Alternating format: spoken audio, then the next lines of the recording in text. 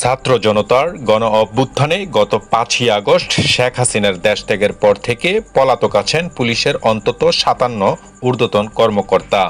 এর মধ্যে আছেন ঢাকা মহানগর পুলিশের গোয়েন্দা বিভাগের সাবেক অতিরিক্ত কমিশনার ও বহুল আলোচিত পুলিশ কর্মকর্তা হারুনুর রশিদও। পুলিশের এসব কর্মকর্তাদের মধ্যে তাকে নিয়েই জনমনে এখন প্রবল জিজ্ঞাসা, কোথায় আছেন এই ডিবির হারুন? তার পরিবারের সদস্য, পুলিশের সহকর্মী ও গোয়েন্দা সূত্রে জানা যাচ্ছে তিনি নিজের বাসা এমনকি আত্মীয় স্বজন কারো বাসাতেই থাকছেন না। গত ৫ই আগস্ট শেখ হাসিনা সরকারের পতনের পর থেকে তিনি গা ঢাকা দিয়েছেন। তবে আরেকটি সূত্রে নিশ্চিত হওয়া গেছে ডিবির এই কর্মকর্তা ৬ই আগস্ট গণপিটুনির শিকার হয়ে রাজধানীর একটি বিশেষায়িত হাসপাতালে চিকিৎসাধীন। তার একজন আত্মীয় বলেছেন তিনি এতটাই জনপ্রিয় হয়ে গেলেন যে এখন প্রকাশ্যে আসতেও ভয় পাচ্ছেন। ৫ই আগস্ট সোমবার ছাত্র জনতার ঢাকা অভিমুখে লং মার্চের ঘোষণার দিন পুলিশ অতিরিক্ত বল প্রয়োগ করবে, এমনটাই আগের দিন জানিয়েছিলেন ঢাকা মহানগর পুলিশের সাবেক কমিশনার হাবিবুর রহমান। পুলিশ হত্যাকারীদের কোনো ছাড় দেওয়া হবে না, এমন ঘোষণার পর সোমবার সকাল থেকে বিপুল সংখ্যক পুলিশ মোতায়েন করা হয় ঢাকার সব প্রবেশমুখে। ডিবির সাবেক অতিরিক্ত কমিশনার হারুনুর রশিদ সহ সব ঊর্ধ্বতন কর্মকর্তারা সেদিন সকালেই চলে যান রাজধানীর সচিবালয়ের বিপরীতের আব্দুল গনি রোডের সেন্ট্রাল কমান্ড ও কন্ট্রোল ইউনিটে। ওই ভবন থেকে রাজধানীর কয়েকশো পয়েন্টের ক্লোজ সার্কিট ক্যামেরা পর্যবেক্ষণ করে পুলিশের মাঠের সদস্যদের অতিরিক্ত বল প্রয়োগের আদেশ দেওয়া হয় সেখান থেকেই। সেদিন ওখানে উপস্থিত থাকা কয়েকজন পুলিশ সদস্যদের সূত্রে থেকে জানা যায় সকাল থেকেই বেশ আত্মবিশ্বাসী ছিলেন ডিআইজি হারুনুর রশিদ। ঘন্টায় ঘন্টায় তিনি মাঠের পুলিশদের সাথে যোগাযোগ রাখছিলেন এবং মাঠের কর্মকর্তাদের বলছিলেন সোমবারই হবে শিক্ষার্থীদের আন্দোলনের শেষ দিন, এরপর দেশের পরিস্থিতি স্বাভাবিক হয়ে যাবে। সবশেষ দুপুর ২:৩০ নাগাদ যখন জনতার ঢল ঘনভবনে ঢুকে পড়ে, সেই সময় আলোচিত পুলিশ কর্মকর্তা ওয়াকিটকিতে ঘনভবন প্রোটেকশন বিভাগের পুলিশ সদস্যদের বারবার ব্যবস্থা নিতে তাগদা দেন। বলতে থাকেন, ফোর্স তোমরা অ্যাকশনে যাও। ওয়াকিটকির অপর প্রান্ত থেকে আর কোনো উত্তর আসে না। এরই মধ্যে ঘনভবনে ঢুকে পড়ে জনতা।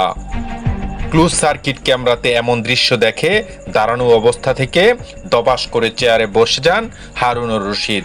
তিনি এরপর দীর্ঘ সময় আর কোনো কথা বলেননি, হয়ে পড়েন নিশ্চল। সাবেক প্রধানমন্ত্রী শেখ হাসিনার পদত্যাগ ও দেশ ত্যাগের খবর ছড়িয়ে পড়লে লাখো জনতা সোমবার দুপুর থেকে নেমে আসে ঢাকার রাজপথে। ঢাকার যাত্রাবাড়ি, পুরান ঢাকা, পোস্তগোলা দিয়ে প্রথমে শহীদ মিনার ও পরে ঘনভবনের উদ্দেশ্যে অনেক সচিবালয় ও বঙ্গবাজারের সড়ক দিয়ে এগুতে থাকেন। ডিএমপির সেন্ট্রাল কমান্ড ও কন্ট্রোল ইউনিট ভবনের সামনে থাকা বঙ্গবন্ধুর বিশাল ব্যানারে টানানো দেখে উত্তেজিত জনতা ভবনটির উদ্দেশ্যে করে ইট পাটকেল ছুটতে থাকে। এরই মধ্যেই পরিস্থিতি বেগতিক দেখে ব্যানারটি সরিয়ে ফেলা হয় ও সামনের মূল ফটক আটকে দেওয়া হয়। তবে জনতা ভবনটির প্রাঙ্গণে ঢুকতে না পারলেও বাইরে থেকে মুহুর্মুহু ইট মারতে থাকে।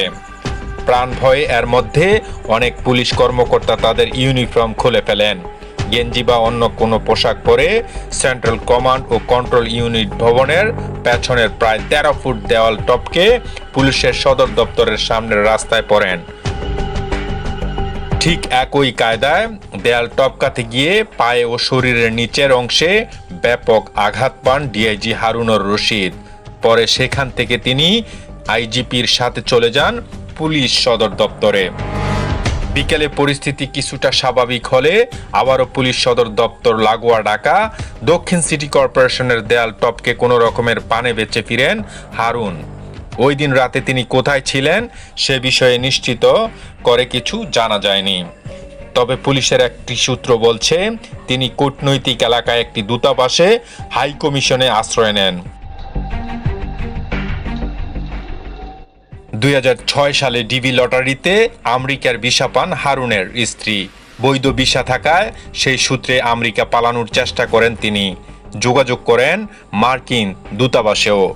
নিশ্চয়তা চান তাকে অক্ষত অবস্থায় বিমানবন্দরে বিমানে তুলে দিয়ে আসার। তবে কূটনৈতিক সূত্র জানায় তার প্রস্তাব নাকচ করে দেয় দূতাবাস। পরে তিনি সেখান থেকে ফিরে আসেন। এরপর বিকেলে কাউন্টার টেরোরিজম ইউনিটের সোয়াটের একটি গাড়ি তাকে মিরপুরের দিকে একটি জায়গায় দিয়ে আসে।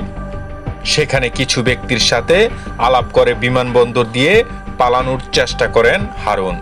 গাড়িতে করেও পৌঁছে যান বিমানবন্দরে। তবে বিমানবন্দরের টার্মিনালে প্রবেশের আগেই জনতা তাকে দেখে চিনে ফেললে মারধরের শিকার হন। গুরুতর আহত অবস্থায় তাকে সেখান থেকে নিয়ে যাওয়া হয় রাজধানীর একটি বিশেষায়িত হাসপাতালে। সবশেষ খবর পাওয়া পর্যন্ত হারুন সেখানে চিকিৎসাধীন অবস্থায় আছেন।